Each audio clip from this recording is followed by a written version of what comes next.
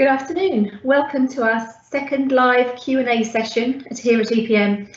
We actually received fantastic big feedback from the last session, with many commenting that they found it useful. So we're here again, back by popular demand, I'm pleased to say. I'm Alex Hawkins, one of the directors and lead on HR services at EPM, and I'm delighted to be joined here today by colleagues from EPM, Avec and Southalls. With an ever-changing landscape, we're here to answer your questions on HR, wellbeing, safer recruitment, payroll, finance, governance, strategic planning and health and safety. We have a mixture of COVID and I'm pleased to say some non-related COVID questions I'm sure you'll be pleased to hear too. If you have a question, on the right-hand side of your screen, you'll see there's the facility for you to post your question. We do have over 100 joining us here today, I'm pleased to say, but it does mean unfortunately we may not get to respond to all of your questions. So if we don't manage to cover it up in the session, we will be following up all questions afterwards, so don't worry please. Thank you for those of you who have already submitted questions in advance, and we're going to kick off with those questions first during this session, and we will be picking up questions as they're posted throughout the session, so please feel free to add them to the chat on the right. Okay, so our first question is in regards to performance management, and the question was, I have a teacher who started with school mid-year in February. We haven't done any performance management during the spring term due to the partial school closures. How do I consider their salary progression now? Now I'm going to pass this over to Elaine Hammond from EPM here. Elaine, over to you. Sorry, hello everyone. Yes, my name, as Alex says, is Elaine Hammond. I'm an assistant director in the HR department at EPM. So we talked a little bit about performance management at the last session, particularly for teachers, and clearly it remains a topical subject during this autumn term.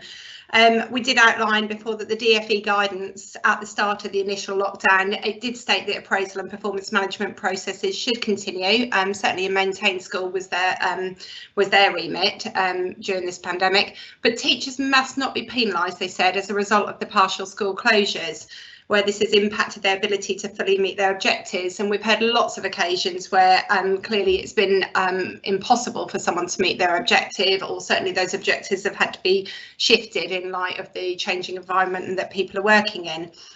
So it'd be expected that you now take pragmatic steps to adapt performance management appraisal arrangements to take into account the changing circumstances.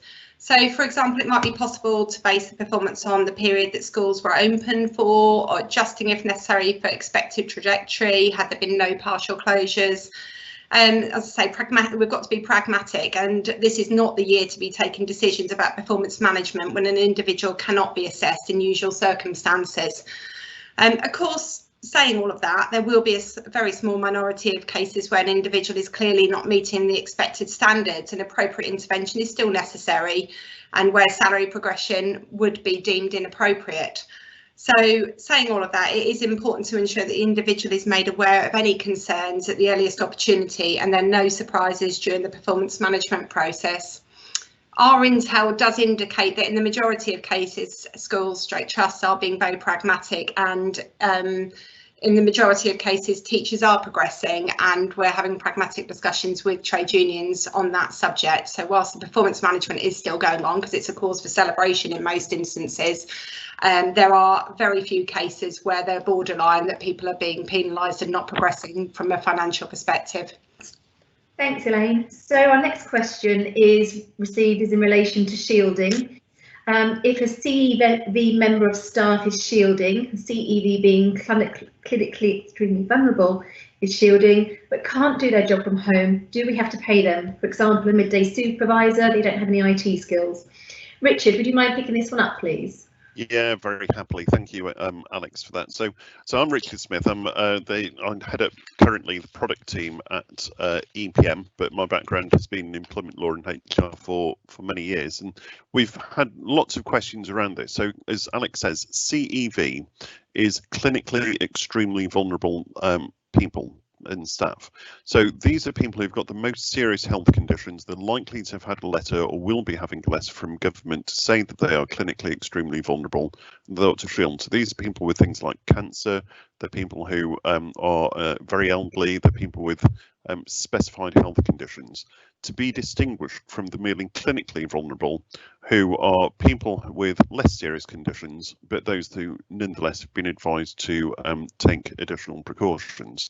So the real question around this is what happens when you have somebody who is in this CEV category and they're saying, well, can I come into work? What happens if I can't come into work? Do I get paid? Well, the guidance that we've had from government is really clear. People who are clinically extremely vulnerable should work from home, and if they can't work from home, then they can be placed on sick pay. So they could go onto SSP. In some sectors, you might be able to furlough them. You can't really do that in the public sector. But the core answer is they shouldn't be attending work, and they should be paid if they're not in attending. Under Green Book and Burgundy Book terms, typically we would expect people to be paid full pay for this period because they're subject to an infectious disease, and it's not counted therefore towards absence calculations. It's an entitlement to be absent for those reasons with full pay.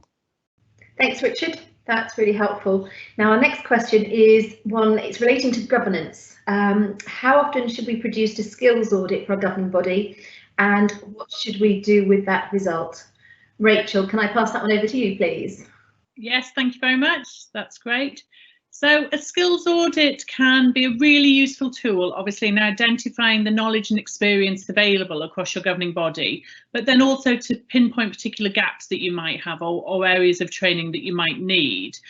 You can look at also when you're potentially recruiting for new governors and identifying specific areas of gaps that you might have within your governing body and making sure you're recruiting specifically to those areas. We'd suggest that you should complete a skills audit at least annually and update those responses and use them to then try and influence the training requirements and the priorities that you might have for governance for the coming academic year. So potentially complete them at the end of the summer term and review the actions that you'll take upon that for the autumn term starting in the next academic year. You might also want to look at completing a skilled audit when new governors join the school. So as part of their induction process, would be for them to complete a full skills audit, and then you can add that to your existing information that you have on all governors. Obviously, with COVID at the minute, it's difficult for governors to get together, and therefore a skills audit is probably more useful than ever to make sure that you are using your governing body as effectively as you can and that you're picking up on all the core skills that governors do have. And at the same time, you're then ensuring that training is targeted to where governors need it most. Thank you very much for that, Rachel. Now, we've received a question posted from somebody watching at the moment. Elaine, I think this one's probably one for you. The question is, I have a staff member due to start. They're new to the trust, but they've been told to isolate by track and trace, which means they'll be unable to start for a couple of days, and therefore it'll be later than the date that they were due to start. Should they be paid from their original agreed start date? Okay, yeah, thank you, Alex. Good question, and very unfortunate start to their contractual arrangements with you as an employer. I think we need to bear in mind that the requirement to self-isolate via the track and trace arrangements is a legal duty, and you've also got a contractual start date in place.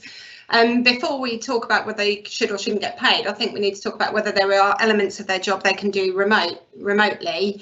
Can they work from home? Could their induction be dealt with remotely? We've seen an enormous amount of activities that would normally be completed face to face be undertaken remotely these days. So I think that would be the first course to have a look at. But ultimately, you have got a contract with them and they're not able to start because of a legal position, and they're being told to refrain from coming into the workplace, and therefore I would think it would be inappropriate to try to amend their start date and to not to pay them either. Many thanks, Elaine. That's helpful. We've now got a health and safety question. Caroline from Southalls joins us today. The question we've received is there definitive guidance on adequate ventilation? All windows open all day, or one window open between lessons, or is there something in between? Caroline, would you mind picking this one up, please? Thanks, Alex. So yes, Caroline Lee, I'm the school lead and senior health and safety consultant with Southalls. And so yes, just to cover off ventilation within schools, the eagle-eyed of you might have noticed that on the 22nd of October, the educational guidance actually changed for schools, and they introduced a number of different control measures into place, and one of those was keeping occupied spaces well ventilated. So there are two forms of ventilation that you can have within any building, and one of them is mechanical and one of them is natural ventilation. Now, some of you might be lucky enough to have HVAC systems, so heating, ventilation and air conditioning systems within your school. So briefly, a note on those systems really is making sure that they are serviced regularly and that they've been adjusted to increase the amount of ventilation from the outside that's coming into your school rooms. Also make sure that they're not transferring air between different rooms, so you don't want to recirculate. Where possible, operate these within a single room on full fresh air supply, or at least make sure it's supplemented from that outdoor air environment. Now, most of you, though, however, will probably be reliant upon natural ventilation. So the advice is that windows should definitely be cranked open. It is getting colder, so it is natural that all of us want to start shutting windows, cuddling up in our big sweatshirts, having radiators on full blast, but I'm afraid that good ventilation is now a critical COVID-19 control. Don't despair though, I have heard on the news that November is set to be a mini heat wave, so hopefully there won't be the need to shut the windows too much. And my tips to you really are to manage ventilation within schools is to open windows fully between lessons, so you're purging that air within the rooms while people aren't actually within the room. And then when people return to the classroom, so that's your teaching staff or just teaching staff and children, what you need to do is just make them open a little bit, so you're not fully opening them and you're allowing some background air ventilation coming into the classrooms. Things that you can do to prevent drafts: make sure that you're opening windows at high level rather than low level. Move your students and staff away from direct drafts, so have a look at how you've rearranged furniture within the room. You can open up internal doors as well, as long as they're not fire doors, so that means that you're getting this nice through flow through classrooms. And one final thing for you is, please don't be too precious at this time during this pandemic about your uniform policy. If possible, you might want to look to adapt it slightly, so you can encourage the wearing of base layers or even jumpers if they're not currently part of your policy, and that will help to combat the cold. And the last thing is turn on your heating. So I'm afraid it goes against pretty much every environmental consideration that we've had so far, but turn on your heating and open the windows and get the air flowing through the business. Thanks, Alex. That's really comprehensive. Thank you, Caroline. That's great. Our next question is in regards to long-term sickness. How should we be best dealing with very long-term sickness absence relating to long COVID? Now, I know we've been receiving a number of calls about this in the last couple of weeks, particularly after half term, and the team are expecting to see an increase in those. The question is, I have someone who's been off since March and prior to this had months of absence with a back injury. Is there a point after occupational health referral to move to formal procedures and have a conversation about whether or not the individual is coming back? Elaine, could you pick this one up, please? Yes, absolutely, no problem. Yes, you're absolutely right, Alex. We're getting a lot of these questions at the moment, and it's really unfortunate to be hearing of the long-term implications of COVID. In short, the answer is yes, we should consider it possible to progress with your absence management procedures. If we think about it, the case that's just been outlined to us, there's a mixture of underlying health conditions that were already there pre-COVID as well, with the back injury, and then we've also got overlaying on that the long COVID. It's absolutely unknown what long-term impact any long COVID is going to have and for how long. So on the face of it, yeah, we would be suggesting that you do now start to consider to apply your absence procedure, which would involve the occupational health referral, etc. I appreciate that we've previously reported that both the Green Book and Burgundy Book terms do cover absences due to infectious diseases, and that the Local Government Association have suggested full pay and no counting against sickness absence entitlement when it's related to the COVID situation. However, in this instance, there's no government guidance to the contrary about the long-term effects of COVID, and this isn't about someone who's infectious. This is someone who's now got an underlying health condition and can't attend work. So therefore, I would be arguing would be following our usual absence management procedures, and that the long-term absence would be counted against that contractual sickness entitlement. We probably think that the trade unions will be seeking to challenge this position because they'll be arguing that the absence is directly linked to the COVID. However, we cannot see on what basis it would be appropriate to accept this challenge when you are in effect, I suppose, managing a long-term absence appropriately in line with your absence procedures. So as usual, we would always advise that when you're handling such procedures, you do so with compassion and understanding. But I think all employers would argue that the do nothing position is really not a tenable position, and yeah, we're advising quite a number of people on these cases at the present time. Thank you, Elaine. We've now a question around Christmas. Can I buy alcohol for the Christmas raffle? Michelle, would you mind picking this one up, please? I'll pick this one up if that's okay, actually. Is that all right if I do it? Absolutely. Yep, please do, Paula. Yeah, sorry, I'm Paula Coxon from a senior partner at Avec Partnership in the finance team. Answer to this one does really depend on the status of the school, the type of school. So for maintained schools, that answer may well be yes. You need to check with local policies, but purchasing alcohol for fundraising purposes, so a glass of mulled wine at the Christmas fair or bottles in the raffle is something many schools do regularly do. For academies, however, this is strictly not allowed. It's been a grey area for ESFA for a number of years, but in the 2020 version of the Academy's handbook, they clearly state that trust funds must not be used to purchase alcohol. The only exception is for religious services. So it's not just about GAG funding, it's about all trust funds. Important to remember that includes private school funds, unless it's held by a PTA or a friends organisation that is a separate charity in its own right. If trusts are found to buy alcohol, their auditors have been told to class it as irregular expenditure, flag it up to the ESFA regardless of the value.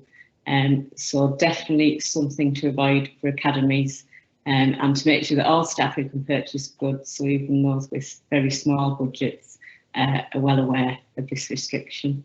Thank you. That's great, thank you, Paula. We've now got a recruitment question. So this is one for Beth here. Should recruitment now be virtually again, or can we still continue to recruit in-house given that schools are still open, socially distanced? Similarly for disciplinary meetings, investigations, etc. Should these now be held virtually instead? Beth, would you mind picking that up, please? Hi, absolutely. Thank you very much, Alex. I'm Beth Alberg and I'm the Safe Recruitment Manager here at EPM. Now, most recruitment should be done virtually during lockdown, and that still continues to be the case. There is a general requirement not to leave the home except for specified purposes, which do not include interviews for new roles. So in addition, schools have been told to also limit visitors to schools as well. Now, we know that the recruitment should still follow the current government advice, and in relation to DBS and doing ID verification measures, the DBS have put additional measures into place when carrying out ID checks. Now, ideally, this should be done face-to-face with a live video link as an alternative method. And under the current guidance, the ID checker must be in physical possession of the original documentation so they can be checked for indicators of fraud. As the public is being advised more and more to work from home where possible, this is causing massive difficulties in receiving the physical documents and can often cause delay in DBS applications being processed, and in some cases preventing the DBS applications from being submitted totally. To ensure that the necessary DBS checks can be carried out and that the ID checking guidance will be changed for this temporary period. So you will now be able to and still be able to carry out ID documents that can be viewed over video link, or scanned images to be used in advance of a DBS checking being submitted. But you must remember that the changes should only be implemented for urgent cases where it's not possible to follow the normal identity checking guidelines. Therefore, the applicant must present their original versions of these documents when they first attend their employment or volunteering role with you. Where other meetings are required for staff who would normally be in work, there's no reason for them to be delayed, as Elaine was saying previously. If other attendees need to to link in via Zoom or Teams, this can be established as a viable method over this particular year. Likewise, we continue to work with our customers on conducting disciplinary, capability and recruitings via remote methods where at all possible. And this is not deemed appropriate in all instances, but face-to-face meetings are the exceptions rather than the norm, and are usually based on the assessment of the case in question and risks associated with that case. So I hope that answers that one for you. Many thanks. That's great, Beth. It does indeed. Okay, we've got some questions which have come in from attendees today, so I'm going to look at those at the moment. So the first one is, what is the advice for TAs in early pregnancy, weeks 6 and 13? Risk assessments have been done and are under constant review. Each is in a bubble, but it's difficult for them to be able to work from home. Should we be considering anything else? Elaine, would you mind picking that one up, please? No problem. Okay, so yeah, a regular question about what to do with those who are pregnant, and the position has been shifting a bit actually in terms of guidance that we're reading. So I believe everyone will be aware that those who are pregnant have been defined as clinically vulnerable, not extremely, but clinically vulnerable in the latest government guidance. So they've therefore been identified as higher risk of severe illness from coronavirus. So as such, those who are pregnant should be especially careful to follow the rules and minimise contact with others. At schools, the adjustments that have been made to the workplace to make it COVID secure should mean that the requirements above could be adhered to allow clinically vulnerable employees to attend work, and that goes for those in the 6 and 13 weeks of pregnancy. Clearly, as with any pregnancy, you should have an individual risk assessment to support the attendance at work. If there's any doubt or question about the activities that they generally do, you might want to consider alternative duties, working from home where possible, although I do get the point from the attendee that teaching assistants working from home is just not the easiest, and there's only limited activities that can be done in that environment. It's interesting actually, the TES did a survey recently of employers in schools, and they found that 2/3 of employers were not asking employees to attend work, but that was in the 3rd trimester, and that was linked to the fact that the Royal College of Obstetricians and Gynecologists said that the 3rd trimester was the riskiest stage of the pregnancy. We did talk about that at the last Q&A session actually, and that guidance has been updated by that particular body. At the time of the first lockdown, they said that pregnant women over 28 weeks were advised to work from home or stop attending the workplace, and I think that's why the TES document would have, or their survey would have indicated 2/3 of people were working from home. Now their guidance is very much about employers focusing on individual risk assessments for pregnant staff members, that considers the individual circumstances, the job role specifically, any other underlying health conditions and the risks of their employment setting. So it's very much case by case, I'm afraid. We can't give a blanket answer in terms of that question, but it's not a blanket no, they can't be in the workplace. They can be, but you have to make sure that you're looking at the risk assessment and looking at them as individuals. Thank you, Elaine. Another question that has come in, perhaps Richard, you could pick this one up. If an employee has ongoing symptoms and has obtained an NHS isolation letter, how should we code this? General illness. Yeah. Actually, it might be one for Elaine. Perhaps the two of you could answer that. I'll let Elaine take the first stab. Okay, so this one's about somebody who's not able to attend work because of ongoing symptoms, and they've got the isolation letter. Yeah, and it's the coding, I think, in our system. Yeah. Okay, in terms of the coding, in terms of that one, I think we would be looking at a general illness side of things in terms of that one, and in the subnotes to be adding in COVID. Okay, anything else you want to add on that one, Richard, or not? No, I think that's where we are, and we are going to get cases like that, and I think there's questions there in terms of, how do we code it within our systems, general illness, and the notes important because we might want to be able to look back on that. Then secondly, there'll be questions in terms of pay as well, and we'd expect, I think, in those circumstances, employees to continue to be paid without it necessarily impacting upon their entitlements to sick pay for the same reasons as we discussed before, that it's the Green Book, Burgundy Book provisions around infectious disease. Yeah, I'd agree. That's great stuff. Thank you both. Okay, so we now have another governance question here, which I think is one that hopefully, Rachel, you'll be able to answer. Should the clerk to our governing body receive an annual appraisal, and who should be conducting this? Rachel, would you mind picking that one up, please? No, that's absolutely fine. Thank you very much. I've been trying to think how I can fit the word COVID into this response for you as well, because I feel like I'm being left out with COVID questions. I think we'll be a few non-COVID ones. It is nice. So, as the clerks, obviously we know the clerks carrying out an extremely important and complex role for the school and for the governing body. They should receive an annual appraisal, and they should have a detailed job description, and then which reflects the DfE's competency for clerks guidance and gives details of what their job role is. So absolutely they should have an appraisal. Now it depends who employs the clerk as to who might undertake that appraisal or organise it, make those arrangements. So it could be that they're employed by the local authority and you commission that service from them. It could be that the school or the academy trust that you are part of engages them directly. So I think you just need to reflect on your own arrangements for how you employ that person as to who would manage and organise that process. However, what I do think is really important, which doesn't always happen, is that I think the chair of governors should have an input into that discussion and contribute to the appraisal review. I think quite often clerks are seen to be undertaking a responsibility for the school and managing a process within school, but actually their role is about supporting the chair of governors and the governing body. So it's important to ensure you're having that review with the chair of governors in mind as well, and getting some feedback from there.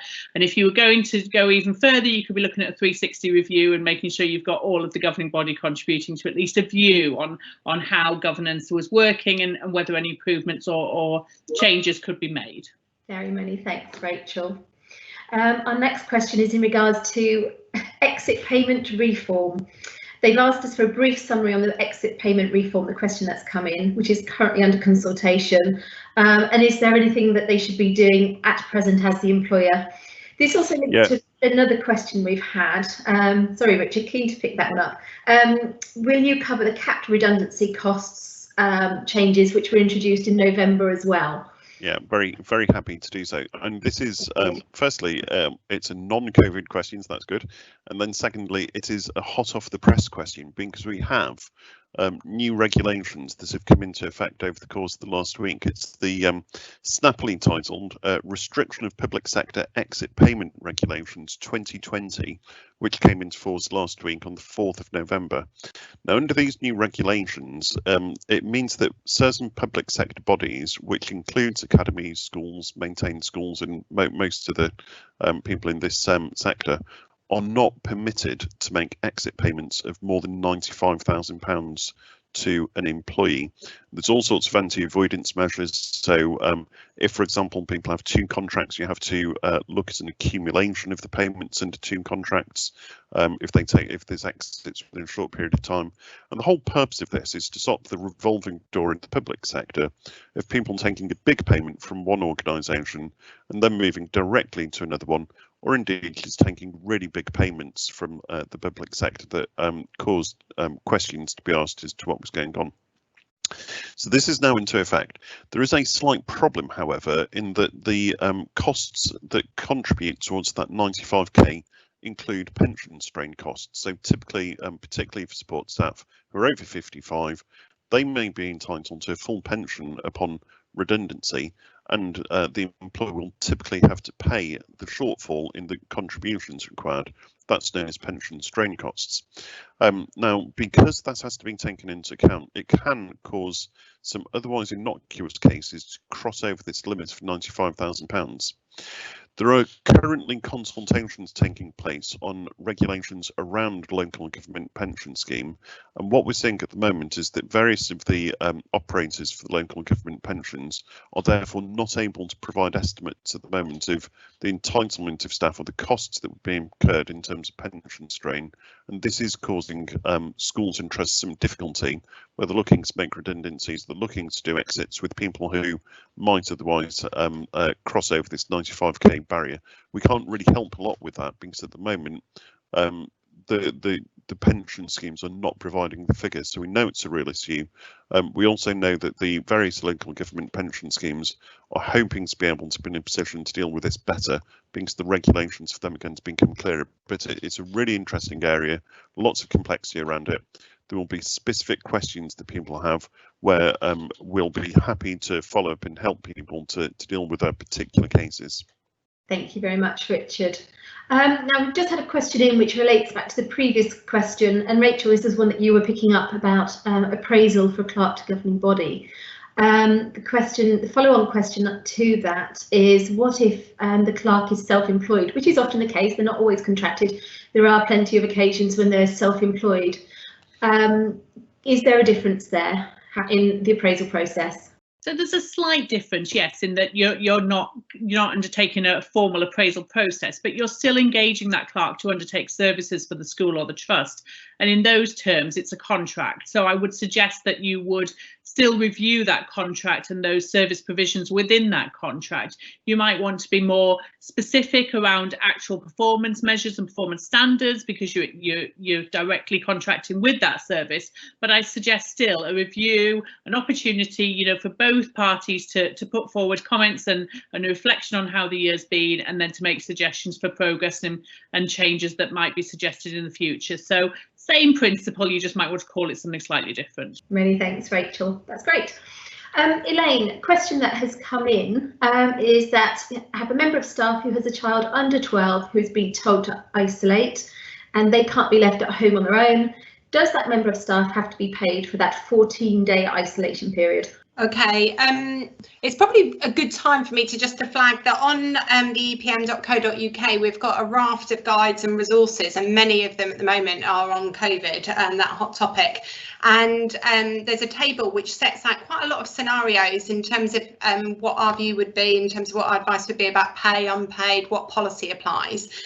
One of those categories, it does cover this this question, and so employees who are unable to work due to caring for dependents who themselves are not unwell due to COVID, so they're okay, but their child is having to refrain from school for the self-isolation, then we'd be saying that that's usual dependent care, and the special leave of absence policy is more than likely going to be the correct policy to apply. And it very much depends on your own policy as to how much is paid and unpaid. Typically, employees in the education sector may have a period of 3 to 5 working days paid per annum, so it depends on the individual how long they've had off for dependent leave already in terms of the application of that policy. You probably also want to look at exploring flexible working options from home as well, so that they can continue to work rather than the caring. It depends on the age of the child and how much caring is required, obviously, but you might want to look at non-standard working hours, evening work. Again, it very much depends on the job that the individual's got, but certainly do have a look at your special leave policy or your dependent leave care policy, whatever it's called. Thanks, Elaine. Another similarly related question that has come in, Elaine, is that a member of staff is self-isolating because a member of the household has COVID symptoms again. She says that it was tested but didn't receive the test results, so as a result has been self-isolating for the full 2 weeks. She hasn't been able to provide evidence of this as it was a follow-up by phone call. They've asked for proof that the person was tested, but obviously has no means of verifying whether a test result was received or not. Is there any option there available but to treat this as absence due to coronavirus and therefore payable? That's a difficult one, isn't it, in terms of the evidence? I mean, typically if someone's having to self-isolate for 14 days because of another household member having the symptoms or the positive test, then we'd be advising to look at working from home where possible on usual pay. If that's not possible, then would be, again, if you're a customer of EPM, would be saying looking at recording the absence as general absence and subcategory coronavirus. And as Richard said earlier, the sick pay wouldn't generally be counted against the entitlement to contractual leave. I mean, if you've got it's a hard one, because if if the documents don't exist, then it's very hard for that individual to provide them. They need to make best efforts to provide them, but in effect, if you've got any reason to challenge it, then you could be looking at it as a conduct matter. But I think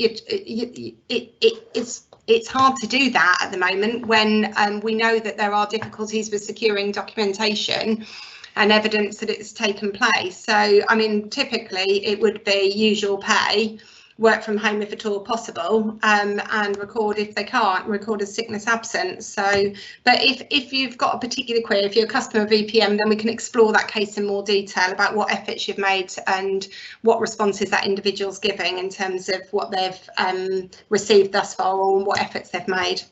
Great, thank you. Now our next question, I think Richard, is one for you. It relates to health and safety, and what steps would you recommend to record how we protect extremely clinically vulnerable staff who positively choose to come into work and accept the risks involved? This assumes practical measures have been put in place and the trust board have agreed the decision is down to individual choice. Now I think we've had a few of these again in the team, to be helpful to pick up. Exactly. This is a query that we've seen a few times over the last couple of weeks, and I think firstly it probably starts from a premise that I wouldn't really agree with, which is that the decision is down to the individual choice of the member of staff as to whether or not they attend work. And really this is a question as to whether or not the employer is going to accept somebody attending work when they form part of this clinically extremely vulnerable group and they've been specifically advised therefore not to attend work. And I think our default position on this is that it would be inappropriate in most cases to allow somebody who's CEV to attend work, that the employer should, generally speaking, be saying, no, that isn't something that we're going to permit, because the risk lies with the employer rather more than the employee. From a legal perspective, of course, the health risk lies with the employee. Now, we have seen odd cases, and they are probably odd cases, where things are not as they seem, that somebody is CEV, but then gets a letter from their GP that says, well, they are, you know, technically they were classified as CEV because they had a condition some years ago, but actually it's completely well managed and we don't believe there's a risk. OC Health can take a look at it and say, yes, we're happy for the person to return to work, and you can do a risk assessment, and it's all monitored and evidenced. You may have very unique cases like that, and we could possibly see some cases like that where the employee can attend work. But really, I think it's going to be quite hard to gather all of that evidence, given that we're on the 10th of November now. Lockdown is due to end, we hope, on the 2nd of December. We don't know what the position would be for CEV staff thereafter, in fairness, but I think probably it's going to be unlikely that you'll get all of that in place within a couple of weeks, and therefore the safest course of action, we think, is say to CEV staff, work from home. If you can't work from home, you go on to sick pay, as we've discussed a couple of times already, and few and far between will be the cases where we say, yes, you can come into work. Many thanks, Richard. That's helpful. We now have a question on the Get Help with Technology scheme that's come in. We've been asked, the Trust have received laptops via Get Help with Technology scheme. How do we account for them as we haven't actually purchased them? Michelle, I think this one's for you. Would you mind answering this one, please? Yes, of course, no problem. Hi, I'm Michelle Thompson. I'm a lead partner with the finance team at Avec Partnership. So in the first instance, you'll need to ensure that the technology is insured, because you'll be lending the devices out. They'll be leaving the school premises, so you need to make sure that you're covered for that in the first instance. You'll also need to make an inventory if the technology received, the devices or the technology, whatever it is you've ordered, laptops, Chromebooks, that kind of thing. They're not labelled and they're not tagged when you receive them. So trusts are responsible for implementing their own security tracking and their own security methods. And if you're an academy, you also have the additional requirement to add them to your fixed asset register and have them depreciated accordingly. You should also consider using loan agreements when you're lending out the technology. The agreement could set out the terms and conditions, how you expect the technology to be used when outside of school, who include who is responsible for what, and perhaps some advice and information on safe use of internet, that kind of thing. And a difficult question that I've had recently from a couple of clients is what happens if the technology gets damaged when it's at home with children who have been borrowing it. So that is a bit of a difficult one. So perhaps in your loan agreement, you might want to mention the importance of you know, who is responsible for using it and trying to limit the damage. If there's any safeguarding concern around a device that's been potentially suspected as being lost or stolen or sold, there is contact information on the ESFA website to specifically contact around that. Right, I think that answers it. Thank you, Michelle. Our next question now, I think, is one for Elaine and relates to pensions. I've received a letter from an office administrator who left the school 10 years ago to start her own business. She said in her letter that she's unable to work anymore as she sadly has motor neurone disease, and she'd like me to support her to access her pension early as she wants to access her money to help her live more comfortably during the last few months of her life. I'd like to help her, but she's only 51 years old, so I can't see how she can access her pension early, and I don't believe we can help her as she left 10 years ago and is no longer an employee. Are you able to advise on this one, please, Elaine? Yeah. These are the sort of cases you don't know about until you get such a query, really, and they're few and far between. So this individual was clearly in the local government pension scheme, and it appears that she still has got funds in that scheme. And then as such, irrespective of her age, she may be eligible to access her pension benefit as a deferred member because she is unable to work anymore due to permanent ill health. So that's the important thing, it's a permanent ill health. So the individual can apply to their former employer for payment of their deferred benefits at any age without reduction if, because of their health, they were would be permanently incapable of the job they were working in when they left the LGPS. Different arrangements for teachers. So this is very particular for a support staff that I'm talking about. As they left the local government pension scheme after the 31st of March 2008, which is a key date in the scheme, there is a further requirement that they are unlikely to be able to be capable of undertaking any gainful employment within 3 years of applying for benefit or by their normal pension age, whichever's the earliest. So in this context, gainful employment would mean paid employment for not less than 30 hours in each week for a period of not less than 12 months. So it's very, very particular and very specific on the individual when they were in the scheme, etc., and then when they left. So this instance, as the last employer, you would be expected to make and pay for a referral to occupational health so that the individual can be assessed by the local government pension scheme approved medical practitioner to determine whether, as a former employee, they're eligible for the pension on the grounds of ill health. It's, as I say, it's very complicated.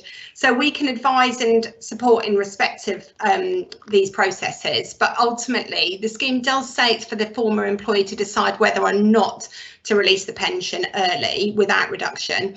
However, I would argue, I'm not aware of many employers who have chosen to go against the medics and decline to release pension where the medic is saying that they do meet the criteria.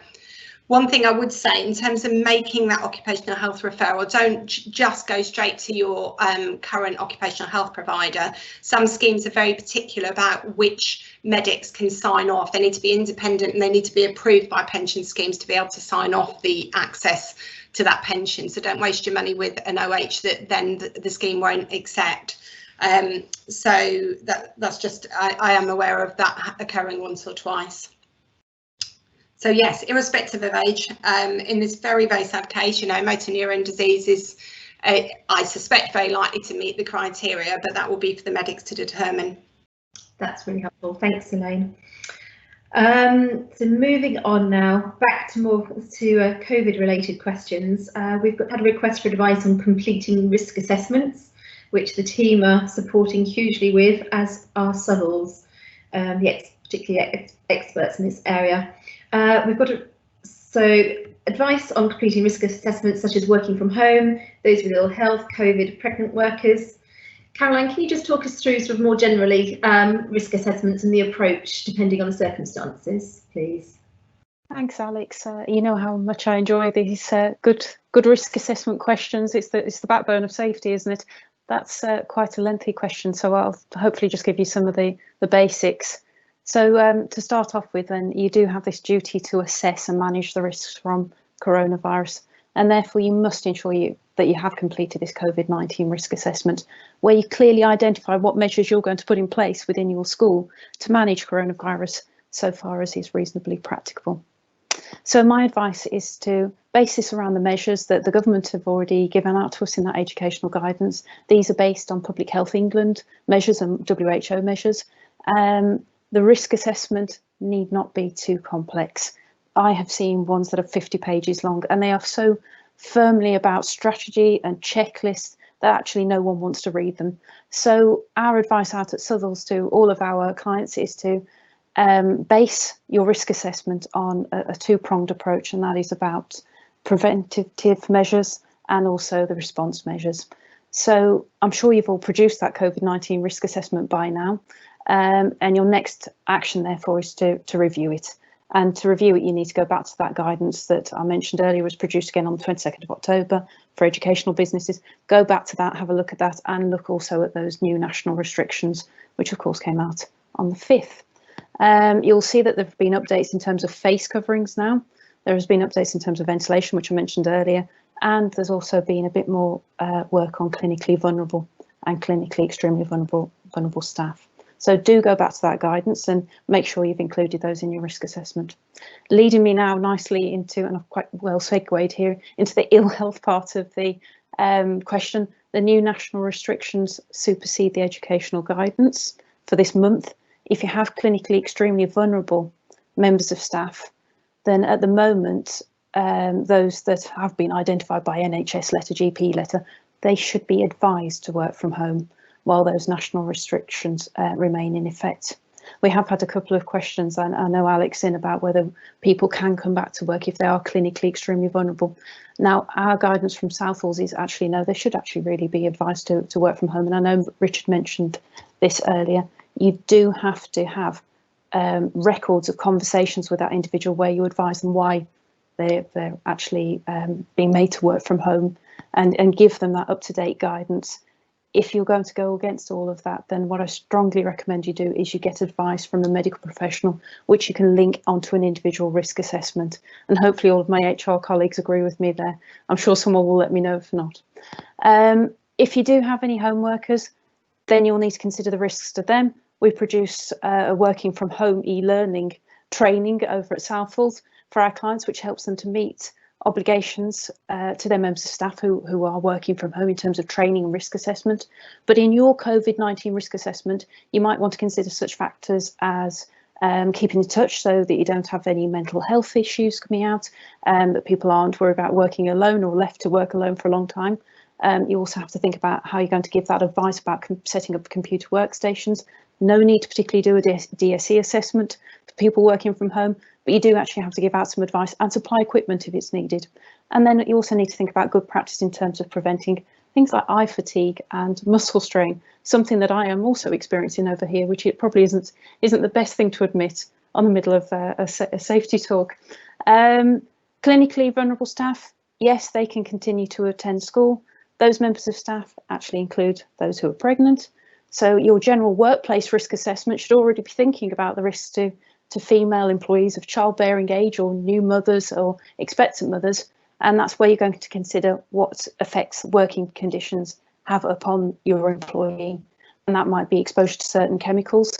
So thinking COVID terms, what new chemicals have you brought into play? Being exposed to certain biological agents, and that does include COVID-19.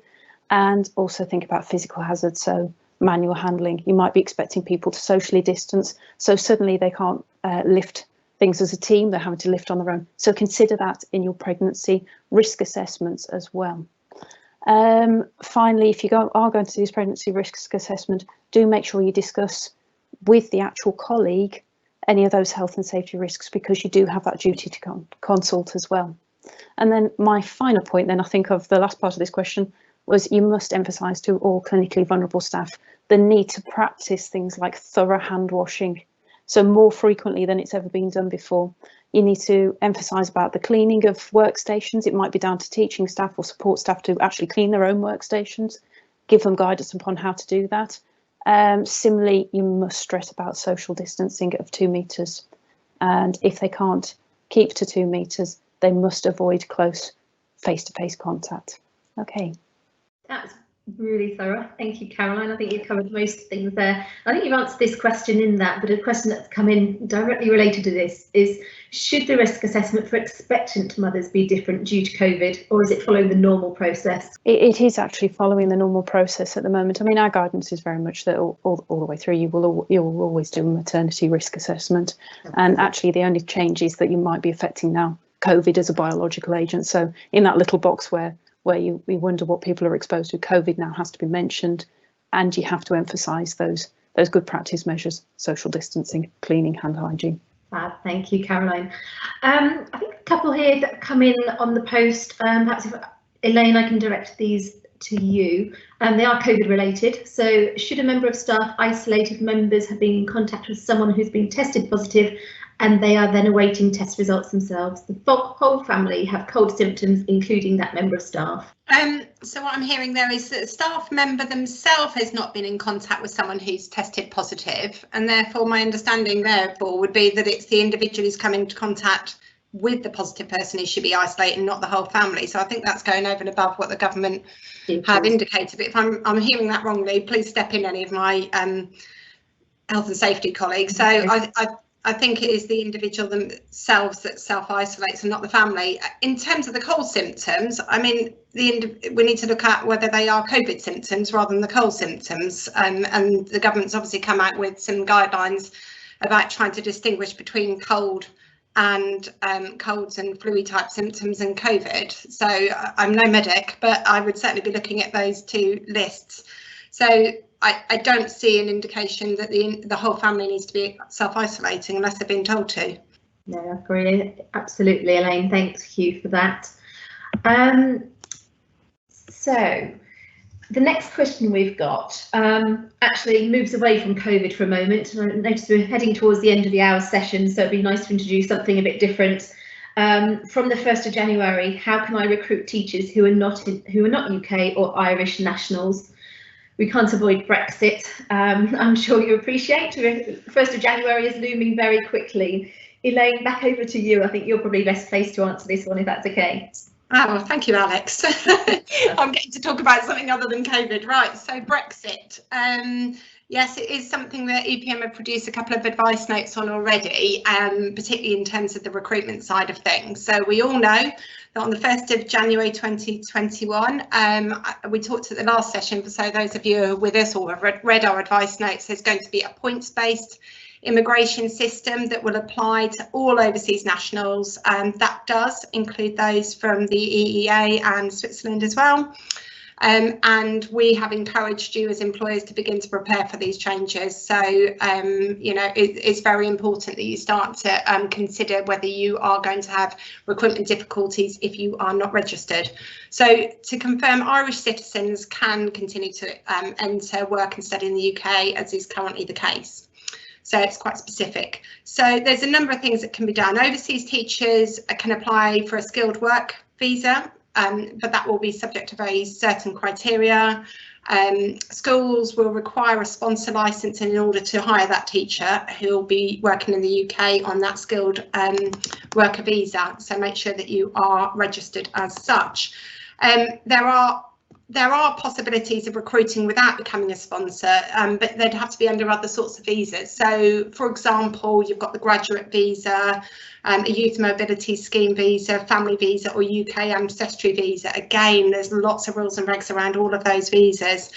And we've talked for probably about 18 months, I would say, that those who have successfully applied for the EU settlement scheme by the end of this year will also be able to continue to work in the UK after the 30th of June 2021, and they won't have to apply through any of the schemes that I've just talked about. So I know we've been encouraging all of our employees to look at those where the EU settlement scheme might be applicable. Something else just probably to flag while we're talking about this subject is there's an international teacher recruitment programme as well, and that will enable the state-funded secondary schools and academies in England to be able to recruit those in the skills shortage areas such as maths, physics, we've got computer science is on the list, general science, and then there's also MFL, so the modern foreign languages. So they could be able to recruit from a range of countries. There will be specific agencies with which you can register your interest to recruit for these particular subject areas, with a view to these teachers starting in January 21. I think because this is very particular and very specialist, and there's lots of government guidance on it, I think what we'll do after this session is probably put together a guide of all the different signpostings and things to be aware of, depending upon which area you want to progress with and explore. Great, thank you, Elaine. Our next question, back to COVID, I'm afraid. It's on about the extended furlough scheme. The question that's come in is, I understand that the furlough scheme has been extended. Is this correct? Richard, could you just share with us some more of that information, please? Yeah, very happily. I'll deal with this really briefly, I hope. So furlough is back, furlough has returned, but there is still an expectation that public sector bodies in receipt of public funds to deliver services will not be using furlough in order to furlough staff who would otherwise be covered by those public funds. It is still possible that we will see cases in the public sector where funds are provided from other sources, for example, after school clubs or breakfast clubs, or most commonly, I think at the moment, sports centres who may not be able to operate and where there would be a requirement potentially to furlough staff. So we can furlough again, we can flexibly furlough, so it doesn't need to be all or nothing. There are still the limits in terms of payment, so £2,500 a month, still limited. The furlough scheme is back for a limited period, so the terms have been announced for November and December and for January. It's not clear what's going to happen in the February and March period, because although there will be furlough, there may be different rates that's being paid. It's 80% pay, the employer can reclaim the pay, they still have to pay the national insurance contributions and pension contributions, and they can only furlough staff who are on payroll as at the end of October. There are some possibilities for returning staff who've been made redundant. If anybody's got a case like that, they ought to speak directly about it and seek specific advice. So furlough is back, same terms as before, but mostly in schools and academies, it's inappropriate to furlough because you're still in receipt of public funds, but with some exceptions. Great, thank you, Richard. Right, one last question to finish on, something a little bit more positive. Obviously, Christmas festivities coming up. How can I celebrate Christmas festivities with my employees when we can't have the annual staff Christmas party? Now, there are things that we can all be doing. It's going to be a very different Christmas to usual, clearly, but no doubt people want to celebrate. And Elaine, perhaps you've got some suggestions. Can I hand to you, please?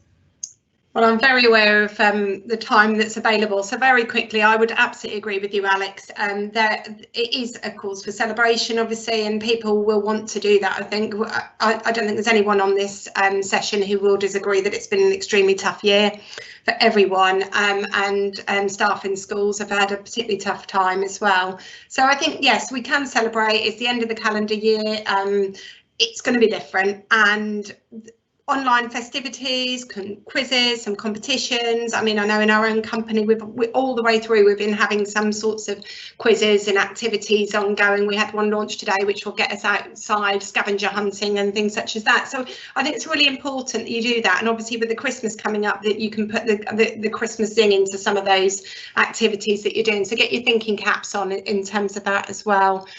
You can send some small gifts, tokens, cards via post to members of staff, and obviously want to send some messages. I'm mindful of what colleagues have said earlier in terms of alcohol, for example, so be mindful of that. That's obviously not accepted in terms of the public spend, and also be mindful of your own internal gifts and hospitality policy. You don't want to be in breach of that, but without wishing to be bar humbug, do think about some gifts and messages, special messages and thank yous to individuals at this time. Lovely. That's a slightly more positive note to end on. Still COVID related, but looking forward to Christmas and the New Year. So we've reached 3 o'clock. That's all we've got time for today. Thank you for joining our session, and we hope you found this Q&A valuable.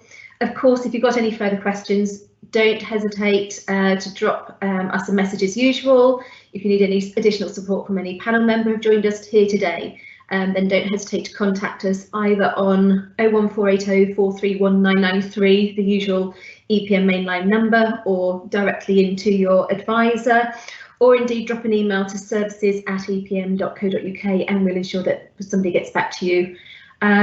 We'll be holding another Q&A session on Tuesday the 19th of January, which we'll invite you to shortly. So please also look out for our second edition of our Education Insights, our new monthly newsletter magazine, which we brought to you in partnership with Avec and in collaboration with Southalls and Medigold, which will be hitting your inboxes this week.